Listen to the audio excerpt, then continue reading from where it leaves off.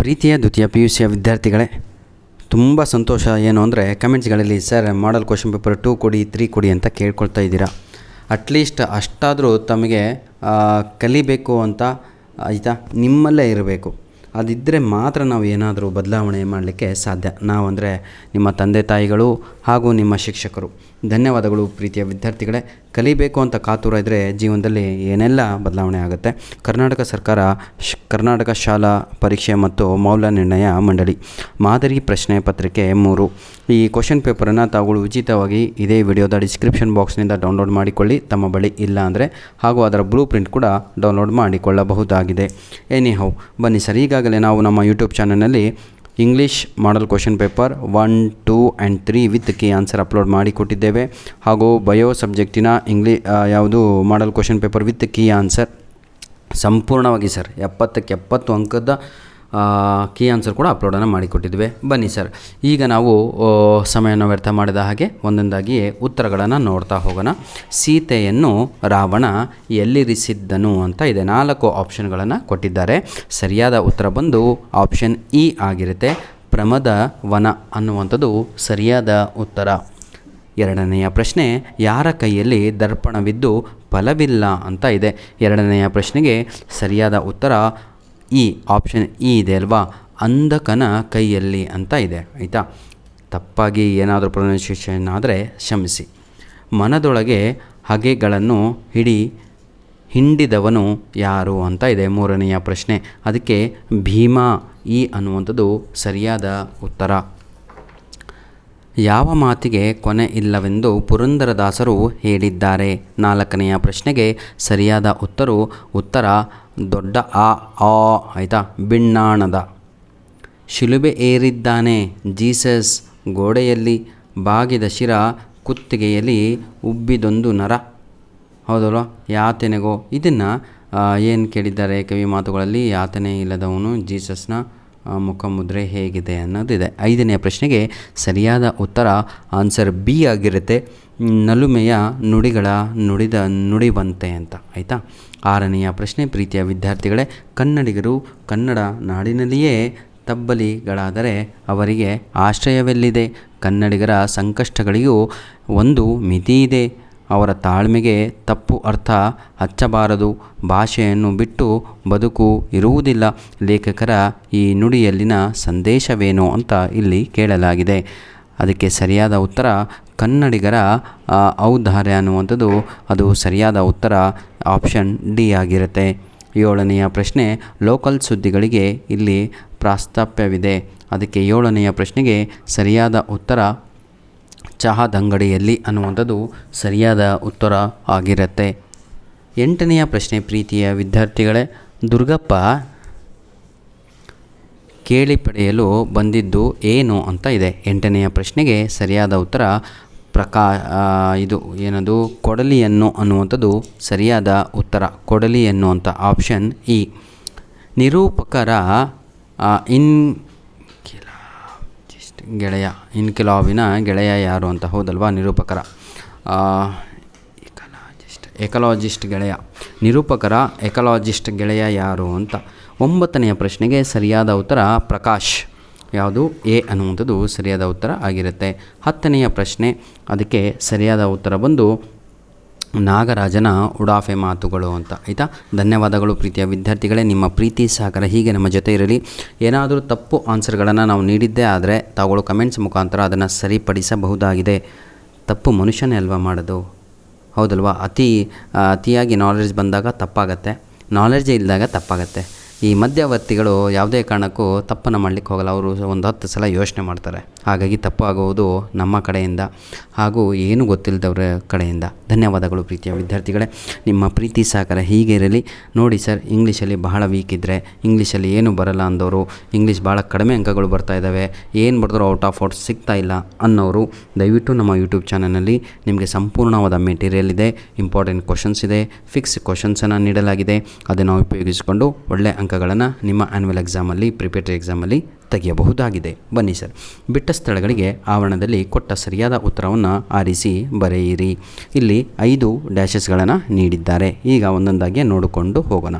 ಮುಟ್ಟಿಸಿಕೊಂಡವನು ಕಥೆಯಲ್ಲಿ ಬರುವ ಸರ್ಕಾರಿ ಆಸ್ಪತ್ರೆಯ ವೈದ್ಯರ ಹೆಸರೇನು ಅಂತ ಇದೆ. ಇಲ್ಲಿ 6 ಆಪ್ಷನ್ಗಳನ್ನು ನೀಡಿದ್ದಾರೆ. ಇದರಲ್ಲಿ ಸರಿಯಾದ ಉತ್ತರ ಲಾಸ್ಟ್ ಇದೆ ಅಲ್ವಾ, ತಿಮ್ಮಪ್ಪ ಅಂತ, ಅದು ಸರಿಯಾದ ಉತ್ತರ.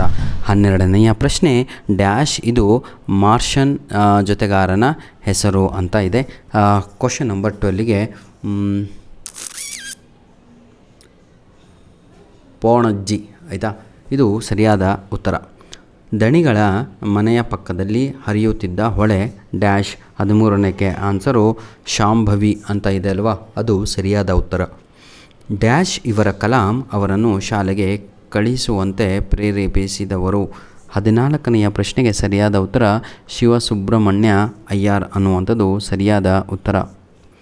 ಕ್ವಶನ್ ನಂಬರ್ 15, ಕನ್ನಡವು ಕಸ್ತೂರಿಯಲ್ಲಿದೆ ಎಂದವರು ಡ್ಯಾಶ್. 15ನೆಯ ಪ್ರಶ್ನೆಗೆ ಸರಿಯಾದ ಉತ್ತರ ಮನೋರಮೆ ಅನ್ನುವಂಥದ್ದು ಸರಿಯಾದ ಉತ್ತರ. ಪ್ರೀತಿಯ ವಿದ್ಯಾರ್ಥಿಗಳೇ, ಹೊಂದಿಸಿ ಬರೆಯಿರಿ ಅಂದರೆ ಮ್ಯಾಚ್ ದ ಫಾಲೋಯಿಂಗ್. ನೋಡ್ತಾ ಹೋಗೋಣ. ಪಗಯಂ ಬಾಲಕನೆಂಬರೇ ಅಂತ ಇದೆ ಅಲ್ವಾ, ಇದು ಬಹಳ ಈಸಿಯಾಗಿರುವಂತಹ ಒಂದು ಏನಂತೀರ ಸರ್, ಜಾಲಿಯ ಮರದಂತೆ, ಜಾನಪದ, ಟಿ ಯಲ್ಲಪ್ಪ, ಸುಕನ್ಯಾ, ಮಾರುತಿ. ಇದಕ್ಕೆ ಸರಿಯಾದ ಉತ್ತರಗಳನ್ನು ನೋಡ್ತಾ ಹೋಗೋಣ. ಪಗೆಯಂ ಅದೇ ಇದೆಯಲ್ವ, ಅದಕ್ಕೆ ಶತಕ ಅನ್ನುವಂಥದ್ದು ಸರಿಯಾದ ಉತ್ತರ. ಜಾಲಿಯ ಮರದಂತೆ ಪುರಂದರ ದಾಸರು ಅಂತ. ಜಾನಪದ ಹಬ್ಬಲಿ ಅವರ ರಸಬಳ್ಳಿ ಅಂತ, ಆಯಿತಾ. ನಂತರದಲ್ಲಿ ಟಿ ಯಲ್ಲಪ್ಪ ಅಂತ ಕೊಡಲಾಗಿದೆ ಅಲ್ವ, ಅದಕ್ಕೆ ಚಿಟ್ಟಿ ಮತ್ತು ಜೀವಯಾನ ಅಂತ. ಸುಕನ್ಯಾ ಮಾರುತಿ ಇದೆ ಅಲ್ವ, ಅದಕ್ಕೆ ಸರಿಯಾದ ಉತ್ತರ ಒಮ್ಮೆ ನಗುತ್ತೇವೆ ಅನ್ನುವಂಥದ್ದು ಸರಿಯಾದ ಉತ್ತರ. ನೋಡಿ ಪ್ರೀತಿಯ ವಿದ್ಯಾರ್ಥಿಗಳೇ, ನಿಮ್ಮ ಪ್ರೀತಿ ವಿಶ್ವಾಸ ಹೀಗೆ ನಮ್ಮ ಜೊತೆ ಮುಂದೆವರೆಯಲಿ. ಇಲ್ಲಿಗೆ ಸಂಪೂರ್ಣವಾಗಿ ಪೇಪರ್ ಮುಗೀತು ಅನ್ಕೋಬೇಡಿ. ಇದರ ಮುಂದಿನ ಭಾಗವನ್ನು ಕೂಡ ನಾವು ಅಪ್ಲೋಡನ್ನು ಮಾಡ್ತಾ ಇದ್ದೇವೆ ಇದೇ ವಿಡಿಯೋದಲ್ಲಿ. ಈಗ ನಿಮಗೆ ಇಂಪಾರ್ಟೆಂಟ್ ಇರುವಂಥದ್ದು ಇದರಲ್ಲಿ ಯಾವುದು ಅಂತ ಹೇಳಿದರೆ ಮೇನ್ ಕ್ವಶನನ್ನು ಮುಗಿಸ್ಕೊಟ್ಟೆ 20 ಅಂಕದ್ದು. ಈಗ ನಮಗೆ ಹೌದಲ್ವಾ, ನೀವೇ ಇವೆಲ್ಲ ಪ್ರಶ್ನೆಗಳನ್ನು ಚೆನ್ನಾಗಿ ನಿಮ್ಮ ಗೈಡು ಅಥವಾ ನಿಮ್ಮ ಹತ್ರ ಏನು ಮೆಟೀರಿಯಲ್ ಇದೋ ಅದರಲ್ಲಿ ತಾವುಗಳು ಇದೇ ಕ್ವಶನ್ ಪೇಪರನ್ನು ಡೌನ್ಲೋಡನ್ನು ಮಾಡಿಕೊಂಡು ಅದನ್ನು ಸಾಲ್ವ್ ಮಾಡ್ಕೊಳ್ಳಿ. ಈಗ ನಾವು ಏನಂತೀರ ಸರ್ದು ಬನ್ನಿ ಭಾಷಾಭ್ಯಾಸ ಅಂದರೆ ಗ್ರಾಮರ್ ಪಾರ್ಟಿನ ಕಡೆಗೆ ಸ್ವಲ್ಪ ಹೋಗೋಣ. ಯಾವ ರೀತಿಯಾಗಿ ಗ್ರಾಮರ್ ಏನೆಲ್ಲ ಕೊಡಲಾಗಿದೆ ಅಂತ ನೋಡ್ತಾ ಹೋಗೋಣ. ಬಂತು ಕೊನೆಯ ಭಾಗ ಭಾಷಾಭ್ಯಾಸ. ಈ ಕೆಳಗಿನ ಪ್ರಶ್ನೆಗಳಿಗೆ ಯಾವುದಾದ್ರೂ 4 ಪ್ರಶ್ನೆಗಳಿಗೆ ಸೂಚನೆಗೆ ಅನುಗುಣವಾಗಿ ಉತ್ತರಿಸಿ ಅಂತ ಇಲ್ಲಿ ಕೊಟ್ಟಿದ್ದಾರೆ. ಎಷ್ಟಿದ್ದಾವೆ? 4, 3, 6. 6ರಲ್ಲಿ ಯಾವುದಾದ್ರೂ 4 ಕ್ವಶನ್ಗಳಿಗೆ ಅಟೆಂಡ್ ಮಾಡಿದರೆ ಆಯಿತು. 45 to 15ನಲ್ಲಿ ಬನ್ನಿ ಸರ್. 45ನೆಯ ಪ್ರಶ್ನೆ ನೋಡ್ತಾ ಹೋಗೋಣ. 2 ಪದಗಳಿಗೆ ಸಮಾನಾರ್ಥಕ ನಾನಾರ್ಥಕ ಪದಗಳನ್ನು ಬರೆಯಿರಿ ಅಂತ ಇದೆ. ನಾನಾರ್ಥಗಳನ್ನು ಬರೆಯಿರಿ ಅಂತ. ಗುರು ಅಂತ ಇದೆ. ಗುರು ಅಂದರೆ ಹಿರಿದು ಅಂತ ಅರ್ಥ ಆಗುತ್ತೆ, ಅಥವಾ ಉಪಾಧ್ಯಾಯ ಅಂತ ಆಗುತ್ತೆ. ಕರ ಅಂತ ಇದೆ. ಕರ ಅಂದರೆ ಕೈ ಕೂಡ ಹೌದು, ತೆರಿಗೆ ಅಂತಲೂ ಕೂಡ ಹೌದು, ಆಯಿತಾ, ಟ್ಯಾಕ್ಸ್. ಬಗೆ ಅಂತ ಇದೆ. ಯೋಚಿಸು ಅಥವಾ ವಿಧ ಅಂತ. ಇದರಲ್ಲಿ ಯಾವುದಾದ್ರು 2 ಬರೆದ್ರೂ ಸಾಕು. ಬನ್ನಿ 2 ಪದಗಳ ಗುಣವಾಚಕಗಳನ್ನು ಬರೆಯಿರಿ ಅಂತ ಇದೆ. ಅದಕ್ಕೆ ಹುಸಿ ನಿದ್ದೆ ಅಂತ ಇದೆಯಲ್ಲ, ಅದರಲ್ಲಿ ಹುಸಿ ಅನ್ನುವಂಥದ್ದು ಸರಿಯಾದ ಉತ್ತರ. ಕಡು ಪಾಪ ಅಂತ ಇದೆ. ಕಡು ಅನ್ನುವಂಥದ್ದು ಸರಿಯಾದ ಉತ್ತರ. ಗೂಗೆ ಮರಿ ಅಂತ ಇದೆ ಅಲ್ವಾ, ಅಲ್ಲಿ ಸರಿಯಾದ ಉತ್ತರ ಮರಿ ಆಗಿರುತ್ತೆ. 2 ಪದಗಳ ತತ್ಸಮ ತದ್ಭವ ರೂಪ ಬರೆಯಿರಿ ಅಂತ. ತದ್ಭವ ಆಯಿತಾ, ತತ್ಸಮ ಅಲ್ಲ, ತದ್ಭವ ರೂಪವನ್ನು ಬರೆಯಿರಿ ಅಂತ ಇದೆ. ಇದರಲ್ಲಿ ನಿಮಗೆ ಕೊಟ್ಟಿರುವಂಥದ್ದು ಏನಿದು, ಯಶ, ವೀರ, ಪರೀಕ್ಷಿಸು ಅಂತ ಇದೆ. ಅದಕ್ಕೆ ಯಶ ಅನ್ನೋದಕ್ಕೆ ಜಸ ಅನ್ನುವಂಥದ್ದು ಸರಿಯಾದ ಉತ್ತರ. ವೀರ ಅಂತ ಇದೆ ಅಲ್ವಾ, ಅದಕ್ಕೆ ಬೀರ ಅನ್ನುವಂಥದ್ದು ಸರಿಯಾದ ಉತ್ತರ. ಪರೀಕ್ಷಿಸು ಅಂತ ಇದೆ ಅಲ್ವಾ, ಕಿಸು ಅನ್ನುವಂಥದ್ದು ಸರಿಯಾದ ಉತ್ತರ, ಆಯಿತಾ. ಒತ್ತನ್ನು ತೆಗೆದ್ರೆ ಮುಗೀತು ಅಷ್ಟೇ, ಮತ್ತು ಏನೂ ಇಲ್ಲ. ಧಾತುಗಳನ್ನು ಯಾವುದು ಗುರುತಿಸಿ ಅಂತ ಇದೆ. ಇದನ್ನೆಲ್ಲ ತಾವುಗಳು ಮಾಡ್ಕೊತೀರ. ನಂತರದಲ್ಲಿ ಯಾವುದು ದುರುಕ್ತಿಯ ಸ್ವಂತ ವಾಕ್ಯಗಳಲ್ಲಿ ಪ್ರಯೋಗಿಸಿ ದುರುಕ್ತಿಗಳನ್ನು. ನಂತರದಲ್ಲಿ ಇನ್ಯಾವುದಿದೆ,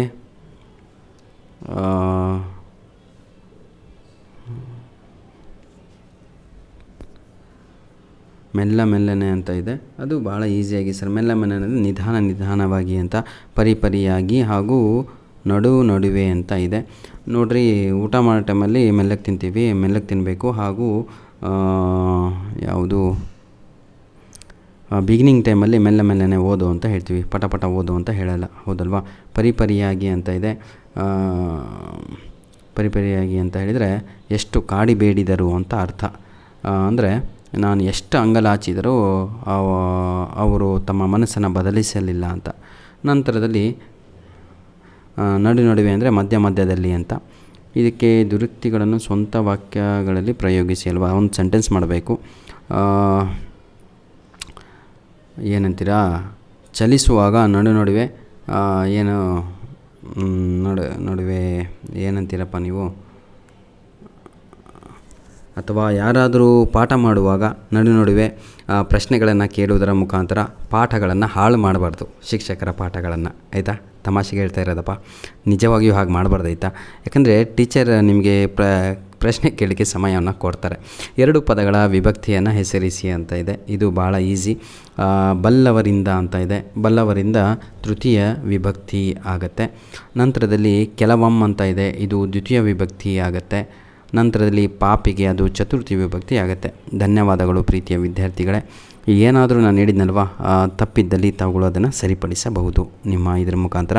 ಯಾವುದಾದ್ರೂ ಒಂದು ವಿಷಯವನ್ನು ಕುರಿತು ಪ್ರಬಂಧವನ್ನು ಬರೆಯಿರಿ ಅಂತ ಇದೆ. ಕನ್ನಡ ಭಾಷೆಯನ್ನು ಅಭಿವೃದ್ಧಿಗೊಳಿಸುವ ಮಾರ್ಗಗಳು ಅಂತ. ಕನ್ನಡ ಬಚಾವ್ ಅಂತ, ಆಯಿತಾ, ಬೇಟಿ ಬಚಾವ್ ಅಂತ ಹೇಗಿದೆಯೋ ಹಾಗೆ ಕನ್ನಡವನ್ನು ಉಳಿಸಿ ಅಂತ. ದೇಶದ ಅಭಿವೃದ್ಧಿಯಲ್ಲಿ ಯುವಜನರ ಪಾತ್ರ. ಯುವಜನರ ಅಂತಂದರೆ ಯಂಗ್ಸ್ಟರ್ಸಿನ ಪಾತ್ರವೇನು, ಹೌದಲ್ವಾ, ಅದನ್ನು ತಾವುಗಳು ಕಂಡುಹಿಡಿಯ ಅಂದರೆ ಅದರ ಬಗ್ಗೆ ಏನಂತೀರಾ, ತಾವುಗಳು ಪ್ರಬಂಧವನ್ನು ಬರಿಬೇಕಾಗಿರ್ತಾರೆ. ನಂತರದಲ್ಲಿ ಇವುಗಳು ಯಾವುದಾದ್ರೂ ಒಂದನ್ನು ಕುರಿತು ಪತ್ರ ಬರೆಯಿರಿ ಅಂತ ಇದೆ. ಇಲ್ಲಿ ಒಂದು ಇನ್ಫಾರ್ಮಲ್ ಲೆಟ್ರನ್ನು ಕೊಟ್ಟಿದ್ದಾರೆ ಹಾಗೂ ಒಂದು ಫಾರ್ಮಲ್ ಲೆಟ್ರನ್ನು ಕೊಡಲಾಗಿದೆ. ನೀವು ಪ್ರಶ್ನೆ ನೀಟಾಗಿ ಓದ್ಕೊಂಡ್ರೆ ಏನಾದರೂ ಒಂದು ಸಾಧನೆ ಮಾಡ್ಬೋದು ಪ್ರೀತಿಯ ವಿದ್ಯಾರ್ಥಿಗಳೇ. ಪ್ರಶ್ನೆನೇ ಓದ್ಕೊಳ್ಳಿಲ್ಲ ಅಂದರೆ ಭಾಳ ಕಷ್ಟ ಆಗುತ್ತೆ. ನೋಡಿ, ಈಗ ರಾಮ ಚೇತನ್ ಅಂತ, ನಿಮ್ಮ ಹೆಸರು ರಾಮ ಅಂತನಾರ ಅಂದ್ಕೊಳ್ಳಿ ಅಥವಾ ಚೇತನ್ ಅಂತ ಅನ್ನಾದರೂ ಮನಸ್ಸಲ್ಲಿ ಇಟ್ಕೋಬೇಕು ಎಕ್ಸಾಮ್ ಬರೆಯೋ ಟೈಮಲ್ಲಿ. ಆಯಿತಾ, KLE ಪದವಿ ಪೂರ್ವ ಕಾಲೇಜು, ಮುಧೋಳ ತಾಲೂಕು, ಬಾಗಲಕೋಟೆ ಜಿಲ್ಲೆ. ಇದನ್ನು ನಿಮ್ಮ ವಿಳಾಸವೆಂದು ಭಾವಿಸಿ. ನಿಮ್ಮದು ಅಡ್ರೆಸ್ ಏನು, ಇದೇ ಅಡ್ರೆಸ್ಸು, ಬಾಗಲಕೋಟೆ ಹಾಗೂ ಮುಧೋಳ ಅಂತ. ಆಯಿತಾ, ನಿಮ್ಮ ಗೆಳೆಯನಿಗೆ ಅಥವಾ ಗೆಳತಿಗೆ ಒಂದು ಪತ್ರ ಬರಿಬೇಕು ನೀವು. ಆಯಿತಾ, ನಿಮ್ಮ ಗೆಳತಿಯ ಹೆಸರೇನು, ವಿನಯ ರಾಮಕೃಷ್ಣ ಅಂತ. ಶರಣ ಬಸವೇಶ್ವರ ಪದವಿ ಪೂರ್ವ ಕಾಲೇಜು, ಆದರ್ಶನಗರ, ಕಲಬುರಗಿ. ಇವರಿಗೆ ನಿಮ್ಮ ಕಾಲೇಜಿಗೆ ವಾರ್ಷಿಕೋತ್ಸವ ಅವನವಾಗಿ ಒಂದು ಪತ್ರವನ್ನು ಬರೆಯಿರಿ.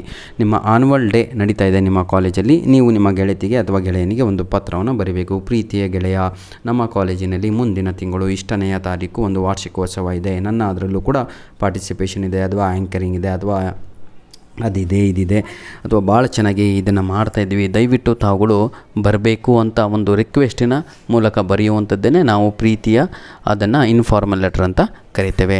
ಇನ್ನೊಂದು ಫಾರ್ಮಲ್ ಲೆಟ್ರ್ ಇದೆ, ಅದರಲ್ಲಿ ಏನಿದೆ ಅಂತ ನೋಡ್ತಾ ಹೋಗೋಣ. ಸವಿತಾ ಅರವಿಂದ್ ಅಂತ, ಇಂಗಳಗಿ ಗ್ರಾಮ, ಬಾದಾಮಿ, ಯಾವುದು, ಬಾಗಲಕೋಟೆ ಜಿಲ್ಲೆ. ನೀವು ವಾಸವಾಗಿದ್ದೀರಾ ಎಂದು ಭಾವಿಸಿ ನಿಮ್ಮ ಊರಿಗೆ ಒಂದು ಸುಸಜ್ಜಿತವಾದ ಗ್ರಂಥಾಲಯ ನಿರ್ಮಿಸಿಕೊಡುವಂತೆ ವಿನಂತಿಸಿ ಜಿಲ್ಲಾಧಿಕಾರಿಗಳಿಗೆ ಆಯಿತಾ, DC ಒಂದು ಪತ್ರವನ್ನು ಬರೆಯಿರಿ.